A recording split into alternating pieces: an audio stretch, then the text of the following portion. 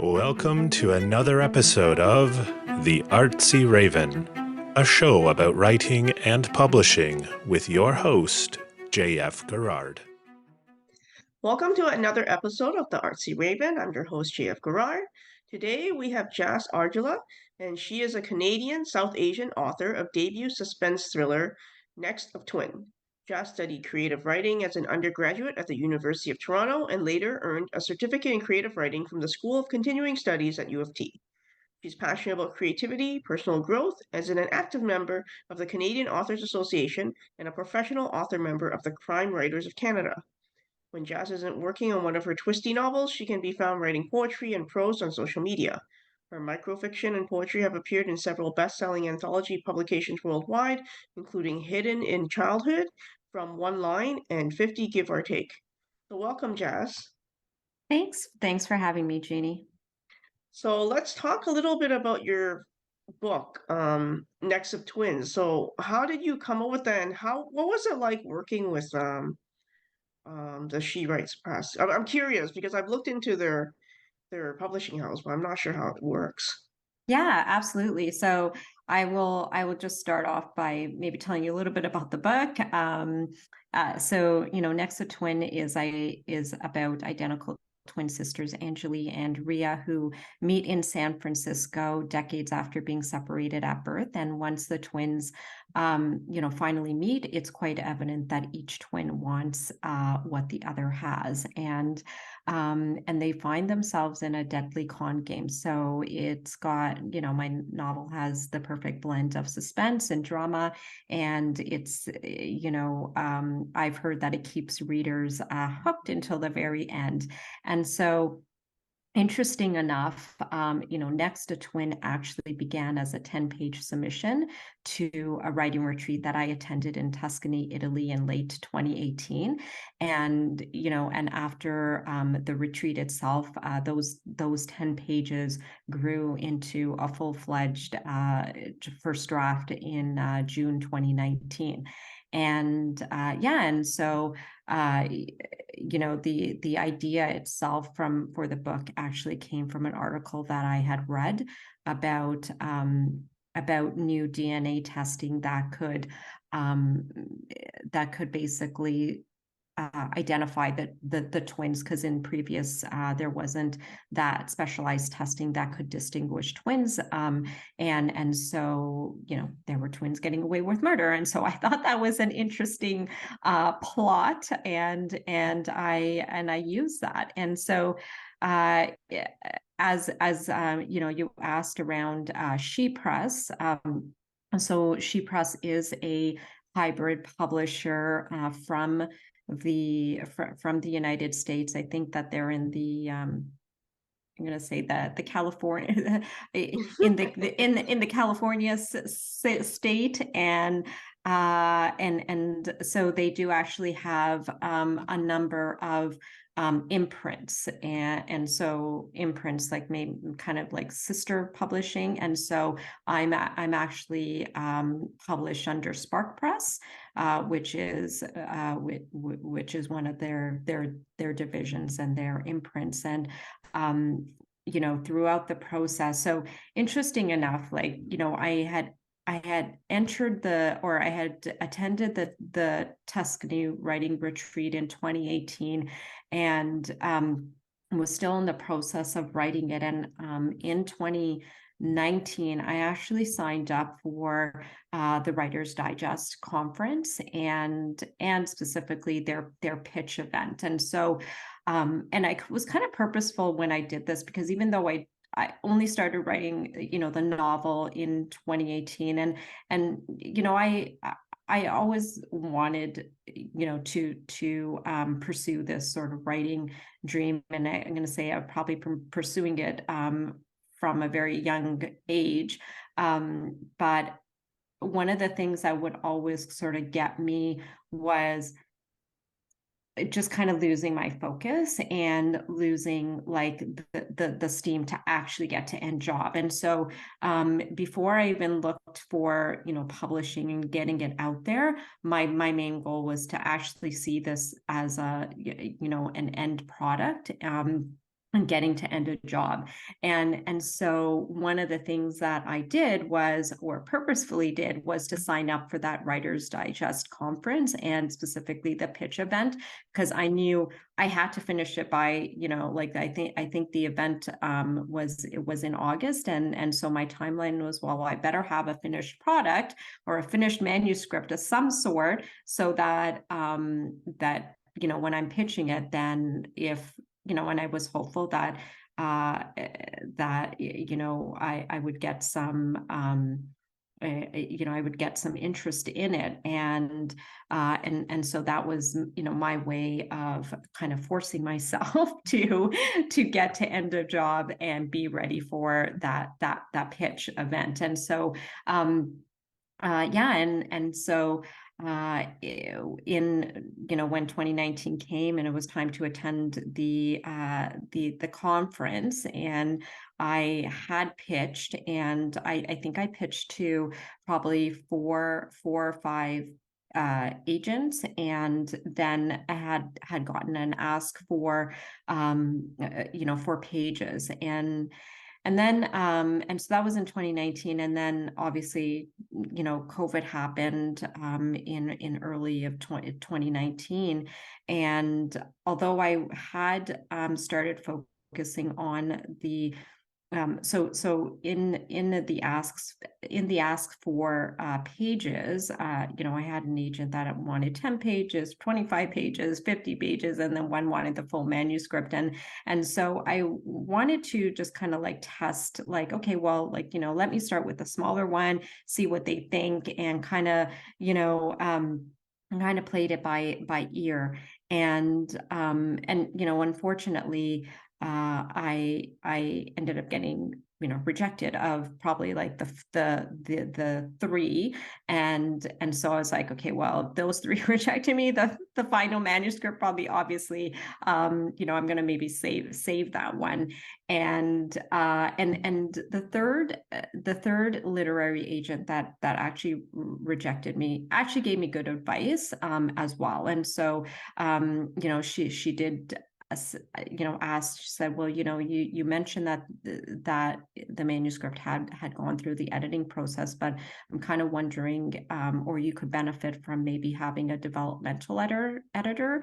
And at that point I was like, what's that, right? And so it's just interesting that I didn't even know that there were different types of editors out there. And so I ended up finding Andy, who is a developmental editor, and gave me a lot of really great feedback. Like, he probably had over like maybe 200, comments and ways that, or like, I was calling them plot holes, or questions about the plot or the story or the characterization of Anjali and Ria, and also some of the other, I'm going to say, supporting characters. And it really gave me some food for thought. And so when COVID did happen, it actually kind of slowed the process down, and kind of basically allowed me to be like, okay, well, you know what, like let's fix all these holes and take a longer time to kind of get that. And then in 2021, when I felt like I was a little bit, feeling really more confident in the manuscript, I did query, did the sort of the book, textbook sort of approach in terms of querying different agents, different publishing houses. And I wasn't limiting only to, the small presses, but also like the hybrid presses. And one of the things that actually really interested me about Spark Press, or She Writes Press, was that although it's a hybrid approach, their approach is a little bit more true to the traditional publishing approach, where they give you the ability to not only get into Amazon, but also get into the Indigo bookstores and the Barnes and Nobles and whatnot, which is really great.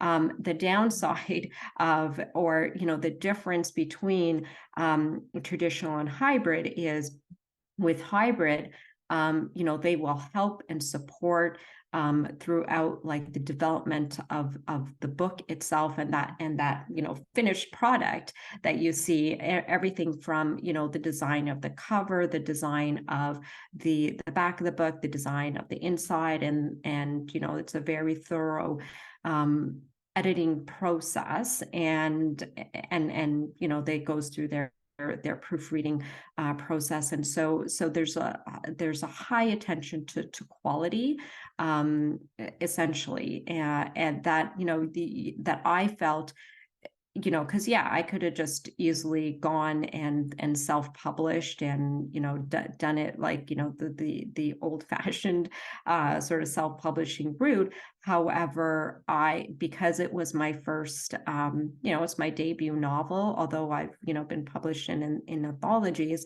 I really wanted like a partner, and that's what it's felt like, a true partnership. The other downside is because it's a small press, it's a hybrid press, there isn't much support for like marketing and like marketing yourself as an author, marketing the book, and so I did choose to hire a publicist on right after, when I knew that the advanced reader copies had come out, and had some time before the final book was released into the market. It which helps kind of getting your name out, because as an author you're so focused on writing the book, and then you're so focused on getting that end product ready and be able to present it, that often marketing yourself and marketing sometimes could fall by the wayside, and then unfortunately doesn't get the book doesn't hit the market with the same oomph that it could, opposed to when you do decide to invest in yourself. And I think if I'm gonna pause for a breath. I'm gonna pause for a breath, but I would say that one thing would be really, really important is just having like the courage to invest in yourself, right? Because I know a lot of times with hybrid, there's a cost to it, and the author is taking that cost. But if you truly believe in your product, I'm going to call it a product because essentially it is, but if you truly believe in your work and the product, then if you've got the capabilities and the funds, I would encourage others to, take that investment in yourself, whether it's hiring, an editor to really help you through that process, or hiring a hybrid publisher, or hiring, an outside marketing firm or a publicist. I think it's really important for every author to help take that part. Now, similarly, like when you talk about writing retreats and conferences, like I've seen, a lot of ads where you could apply for writing retreats. Sometimes there's a fee, a submission fee, and sometimes there's not. But I think probably the biggest cost is time for a writing retreat, to get the time off from work, time off from family. Now, you were talking about you went to Italy. Like, what was that experience like? Was it worth going there? Oh my gosh, I'm just thinking about eating Honest, gelato every day. yeah, it was probably one of the most profound, wonderful experiences that I could have gifted myself. And it started. The funny thing about why I went on that retreat, and it's no secret, I have a day job, and when I had gotten promoted in 2017, it was late 2017, I had gotten promoted in my day job, and I actually wanted to gift myself something meaningful, and so I decided that, hey, I want to go on this writing retreat, and you go to a beautiful place, you hang out with other people who are like-minded, and yeah, you do a little bit of writing. And so Vanessa who was the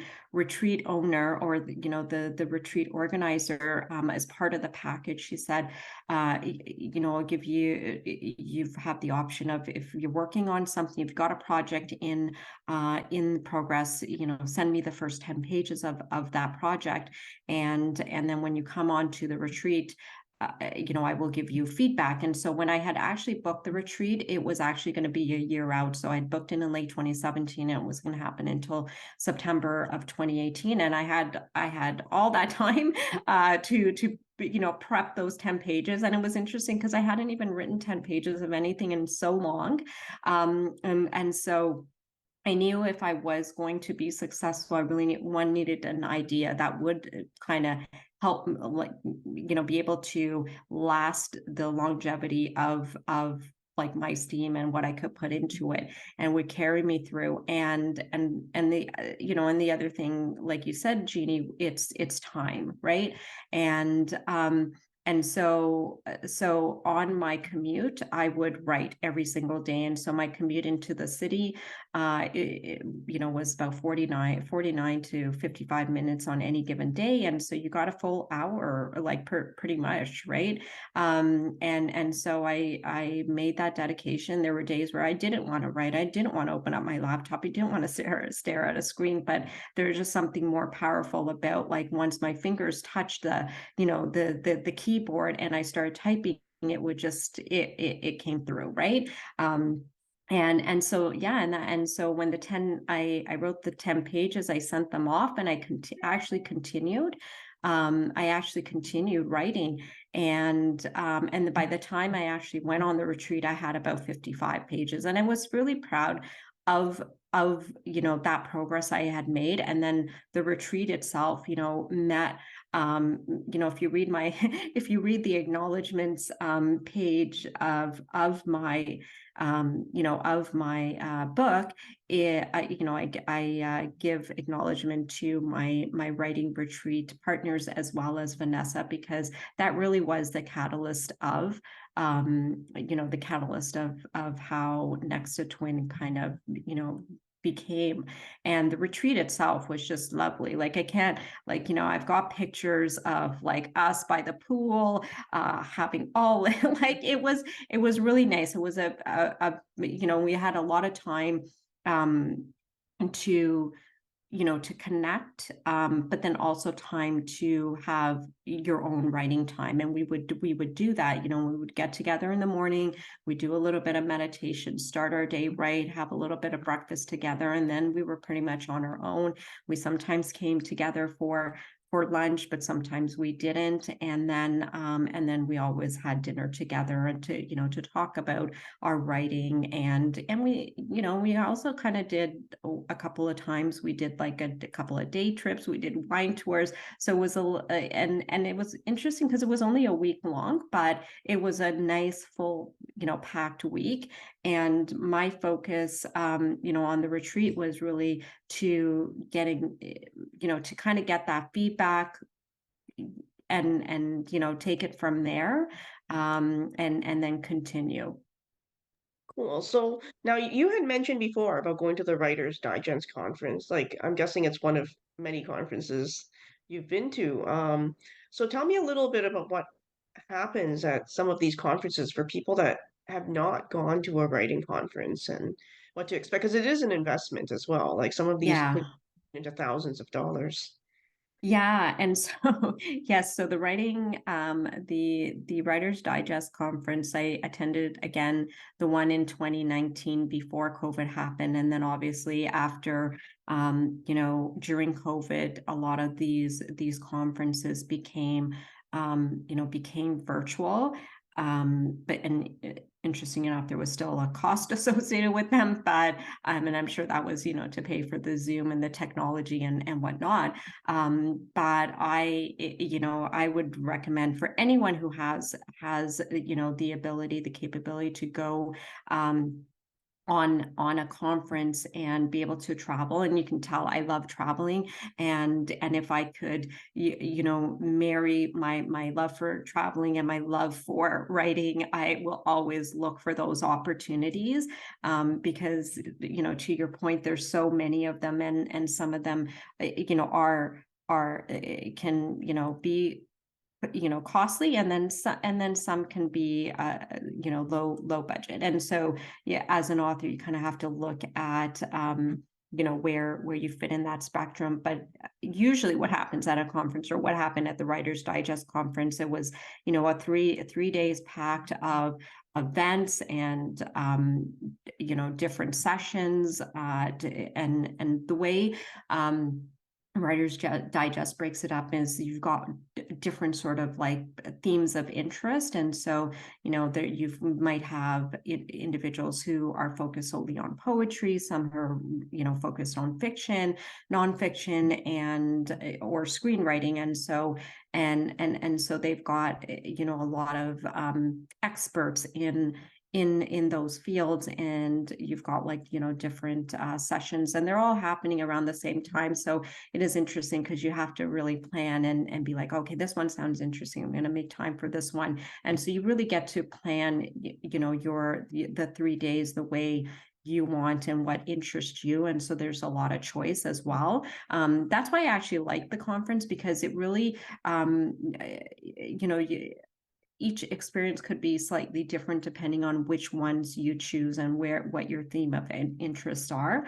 And one of the and then as I mentioned, the pitch event was a part of the second day, and you pay a little bit extra if you do have a manuscript or something that's ready to be reviewed by literary agents. And that was actually a really interesting experience in itself, because really what happens at a pitch conference is you've got a conference room. So just imagine a conference room of maybe 30 tables, and you've got all the literary agents around the room. And then once they open the door, you basically have to, and so you've got to have done your homework and know which agents you're going to pitch to, because they're all kind of scattered. And so you want to ensure that you're pitching to the right agent. So you've got if you got a mystery book, or you've got a suspense thriller, you don't want to be pitching to a children's author or something, or a YA. And so you've had to have done your homework and know where the agents that you want to pitch to are situated. And then when they open the doors, everyone basically rushes to those tables, and then you form mini lineups, and each are all the authors, and then there's maybe, I don't know, you're competing against probably 50 or maybe 100 other authors that are also there to pitch. And so you can tell the popular agents will have lineups that fill up fast. And so then you also have to be strategic in terms of seeing which ones you're going to target, and because you could literally spend a whole hour waiting for that one agent and then not even get there, or bomb on your pitch, right? And so I kind of went for, I'm not going to say the non-popular ones, but the smaller lineups, and I was able to get four pitches in within the hour. And even just prepping for the pitch, it's a really great experience. Even just to kind of go through it, and just have that experience. And I just learned a lot about. I learned a lot about the process in just trying things out, because at the end of the day, you never know if you're going to be successful, but at least you know that you've had that experience, right? And so if I hadn't had the courage to pitch and to craft and practice, and I don't think I would have gotten, five names of literary agents that remember the pitch and were interested, in reading the pages, opposed to, if you're just querying, looking through a directory, and you're querying people that you've never met. And so I think that's the benefit of going on writing retreats, going on conferences, writing conferences, is you're meeting like-minded people, and you're also meeting industry experts, and you just never know when one of those contacts are going to be beneficial. Oh, definitely. Yeah. I mean, I made a lot of good friends through going to conferences, and I'm still in touch, and we still do writing projects occasionally. But yeah, so definitely worth it if you have the time and I guess some money to attend yeah, these things. yeah. Unfortunately, it's all an But investment, right? So yeah, but yeah. you know what? There's also, like, I mean, I know there's always a cost associated. That's why it helps to have that day job, um, and really, and have, like, I mean, and have like ample vacation time, and yeah, and like, I mean, I was lucky that I have the support of my family, and my kids are a little bit older, and so they don't rely on me as much, and so when they say, when I say, oh, I'm going on a writing trip, they're like, live your best life ever, mom. And yeah. Okay, cool. Okay, so Jass, you're going to do a bit of reading from Next of Twins. Why don't you let us know a little bit about what you're reading before you start? Yeah, so I normally, get right into it by reading chapter one, but I thought I'd do something a little bit different and read one of my favorite chapters. And so the as I mentioned earlier, the novel is about twin sisters who are separated at birth, and at the beginning of the novel, Ria is looking for her twin sister Angeli, and up to this point, they have now met, and they have concocted a plan to switch places so that Angeli could visit their birth mother, who is in Italy. And and so this is chapter 16. Monday, September 19th, late evening. Angeli washes their dinner dishes, letting her skin soak in the effervescent suds. Michael is upstairs packing for his trip. Tomorrow. Tomorrow her life will finally be hers. She'll leave for Italy and start her new life. The thought of beginning fresh makes her skin tingle. She closes her eyes and imagines that she's a bird.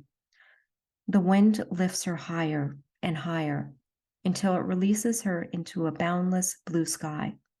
She coasts on the wings of brilliant new beginnings, flying free. Her breath catches on hope. Don't get ahead of yourself, she reprimands herself abruptly. The plan still needs to be executed.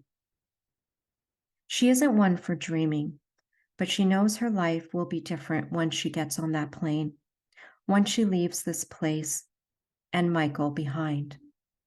Her new life will be perfect. A few months ago, the concept of a new identity and escaping Michael was a microscopic seed that she buried in the soil of their marriage. To her surprise, the pit grew roots and then unexpectedly flourished into a way forward, all made possible with Ria's voluntary search for her. It's hard to believe it all came together in under a week.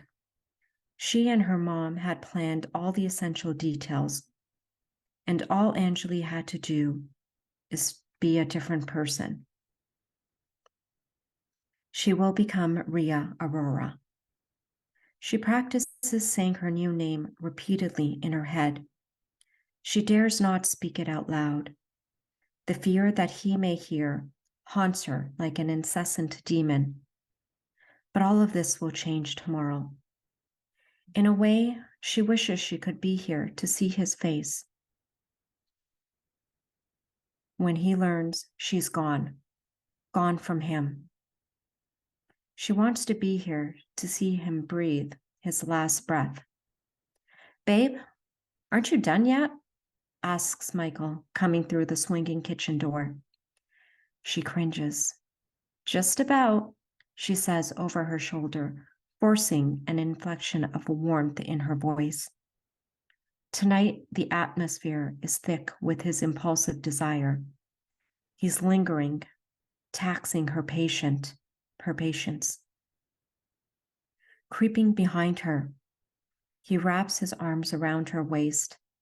He nestles his nose between her neck and shoulder blade. Without hurrying, he kisses her skin. Her flesh crawls.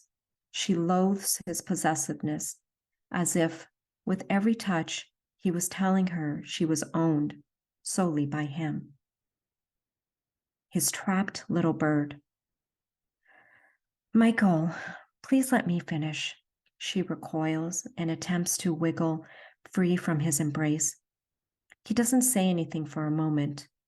He releases Angeli and takes a step back. She holds her breath. The moment stretches like an eternity, dropping her into a bottomless black hole. He grabs her by her left shoulder and spins her around, their eyes in a deadlock tango of challenge. She searches his face for the remnants of the man she had fallen in love with eons ago. At this moment, she'd settle for just a sliver, a glimmer of that man. He narrows his eyes, holding her gaze for a nanosecond before his hand goes to the back of her neck. At first, his touch is gentle, caressing her skin.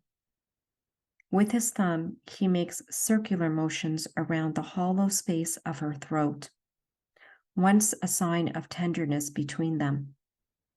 Then, a subtle shift in the energy as a shadow passes over his face. His grip gets tighter, his eyes still holding hers, commanding her into his dark. She refuses to show her fear. This is just another test. He's determining whether she will object or be a good girl and assent to his whims. A surge of electricity pulsates between them. She needs to push through to the other side of tonight. She must diminish her resolve just for a few moments. She again pictures the vast ocean blue sky waiting for her to fly. "Why don't we take this upstairs?" she says. He loosens his grip and smiles. "Let's do that." He relaxes and strolls out of the kitchen. She follows him like the obedient, docile wife he is fond of. And that is the end of that chapter. Oh, thank you so much for being on the Artsy Raven, Jass. And I wish you best of luck on all your book signing events and book launches. Thank you. All right, thank you. Thank you, Bye. Jeannie. Thanks for having me. No problem. For more upcoming episodes of the Artsy Raven about writing and publishing, visit us at jfgarage.com/arpodcast. A reminder to Patreon subscribers that there's bonus content available for every episode on the Patreon website. If you enjoyed the show, you can show your appreciation by buying us some digital coffee. The Artsy Raven is produced by J.F. Garrard. The voice in the show's introduction is Chris Gorman, and music is by Tim Moore. Thank you for tuning in. Until next time, stay safe.